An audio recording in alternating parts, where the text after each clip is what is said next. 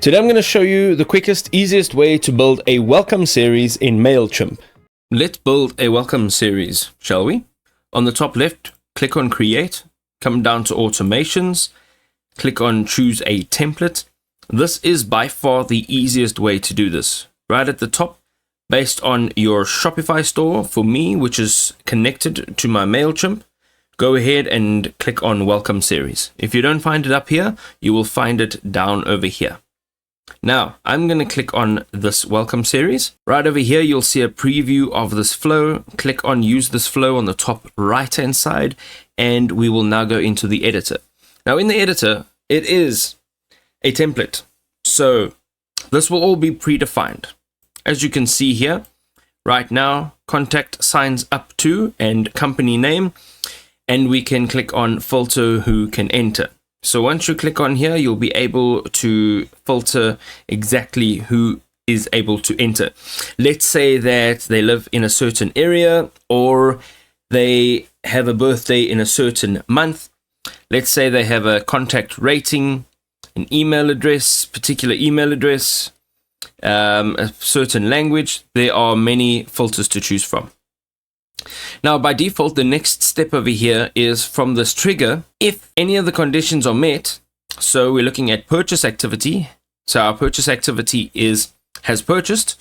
So ultimately, if a contact signs up to in essence and the purchase activity is positive, which means they have purchased something, it'll go two ways. So here it breaks off into yes. And what happens in here is you create an email. And this is a welcome back email. Okay, so click on this, define the email. So here you can choose who it's going to, who it's coming from, subject, you can schedule it, and then your tracking you can enable, and then your actual email body, you can click on select a template. You'll actually insert a template that you want to use. Once you've done that, this will be set up. Now what happens from here is the contact enters, 5 days later, another email is sent, there's 1 week delay, and another email is sent, right?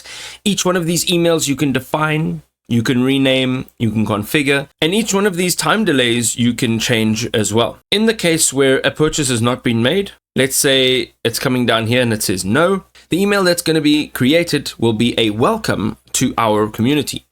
And you can now add whatever you want into this email as well.